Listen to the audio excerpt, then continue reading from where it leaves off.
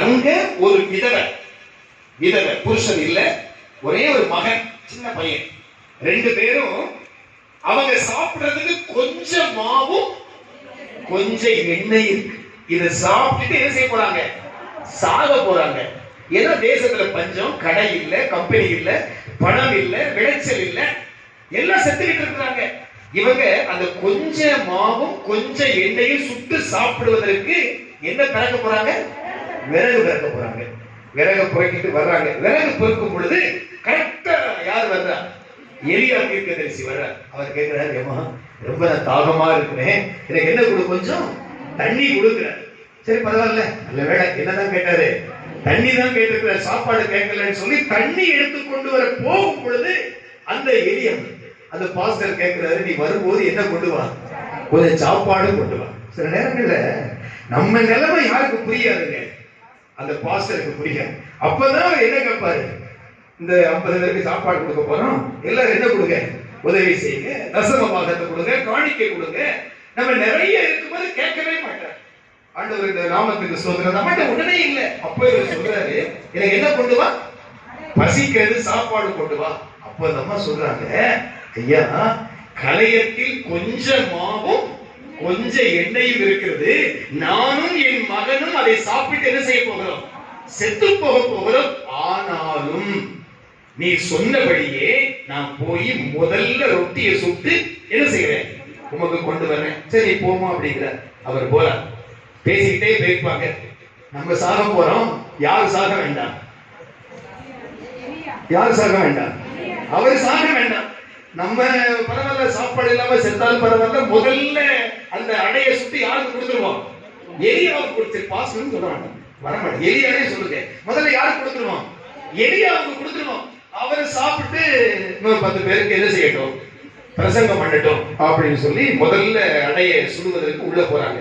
அந்த மாவை எடுக்கிறாங்க, மாவு வந்து கொண்டே இருக்கிறது.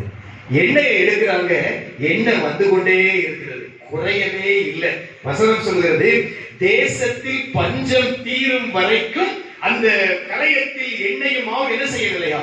குறை வந்து கொண்டே இருக்கிறது. உங்களை எத்தனை பேருக்கு உண்மையாக அந்த அனுபவத்தை பெற்றிருக்கிறீர்கள்? என்னுடைய வருமானம் கொஞ்சம் வருமானம், அதை வைத்து இத்தனை பேர் சாப்பிடுகிறோம், ஆச்சரியமா இருக்கிறது. பக்கத்தில் உள்ளவங்க கூட கேட்கிறாங்க, என்னங்க நீங்க ஒரு ஆளு தான் உழைக்கிறீங்க, ஒரு ஆளு தான் வேலைக்கு போறீங்க, இவ்வளவு பேர் சாப்பிடுறீங்க, இவ்வளவு சந்தோஷமா இருக்கிறீங்க. கேட்கிறாங்களா? கேட்கலையா?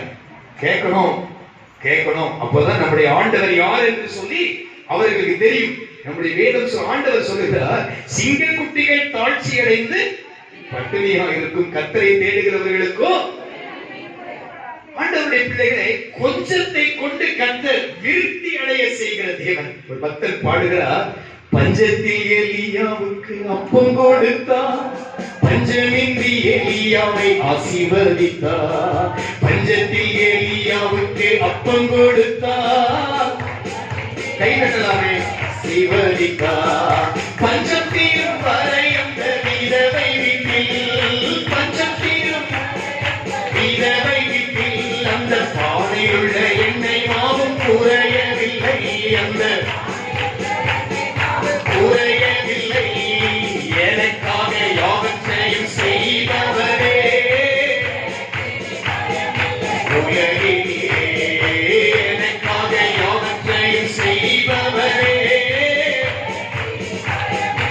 உலகிலே எனக்காக யாவற்றையும் செய்தறியாமே, எனக்காக செய்தறினால் நான் ரட்சிப்பின் பாத்திரம் ஏந்தி தொழுவிடுவேன், ரட்சிப்பின் பாத்திரம் ஏந்தி.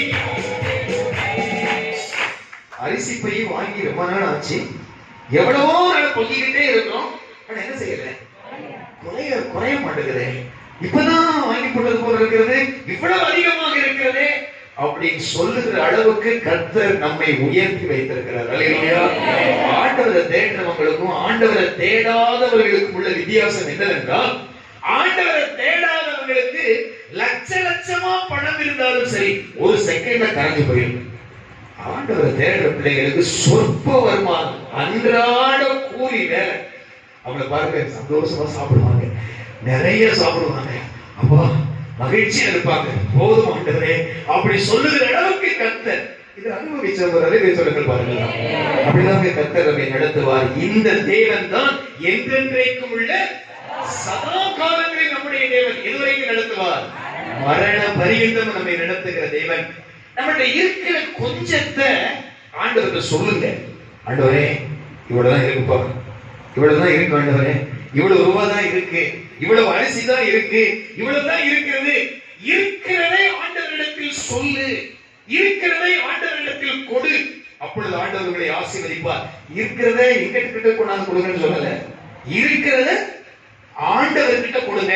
அப்படின்னா என்ன அர்த்தம்? அரிசி பை குறைய போகிறது, பணப்பை குறைய போகிறது.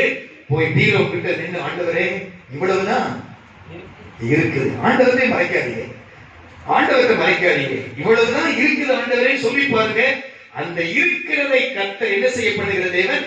திருப்தி அடைய பண்ணுகிற தேவன். கொஞ்சத்தில் உண்மையாயிரு, கர்த்தர் உன்னை அநேகத்தின் மேல் அதிகாரியாக மாற்றுவார். நம்முடைய ஆண்டவர் யார் தெரியுமா? இல்லாதவைகளை இருக்கிறவைகளை போல அழைக்கிற தேவன். ஒண்ணுமே இல்லாம இருக்கும், மறுபடியும் அதுல எப்படி இது வந்துச்சு, எப்படி இந்த ஆகாரம் வந்தது, எப்படி இந்த தேவை சந்திக்கப்பட்டது, எப்படி கர்த்தர் இதை செய்தார், இது எங்கிருந்து வந்தது அப்படி சொல்லக்கூடிய அளவுக்கு கர்த்தர் நம்முடைய பாத்திரங்களை, நம்முடைய பீரோவை, நம்முடைய பாக்கெட்களை ஆண்டவர் நம்மை ஆசீர்வதிக்கின்ற தேவன். இருக்கிறதை ஆண்டவர் சொல்லும் பொழுது கர்த்தர் இல்லாததை நமக்கு தருகிற தேவன். சொல்லலாமா? சாயங்கால வேலை ஆயிடுச்சு, சீசர்கள் உட்கார்ந்து இருக்கிறாங்க. புருஷர்கள் மட்டும் எத்தனை பேர் இருக்கிறாங்க? 5000 பேர் இருக்கிறாங்க. எல்லாருக்கும் பசி. அப்ப ஆண்டவர் சொல்றாரு, நீங்களே இவங்களுக்கு சாப்பாடு கொடுங்க. சீசர்கள் சொல்றாங்க, ஒரு சின்ன பையன் இருக்கிறான், அவன் கிட்ட என்ன இருக்குது? 5 அப்பமும் 2 மீனும். உங்களுக்கு சத்தமா சொல்லுங்க, என்ன இருக்குது? இருக்கு. இப்ப இயேசு சொல்றாரு, அவைகளை ஏன்ட்ட கொண்டு வாங்க அப்படிங்கிற. அந்த 5 அப்பம்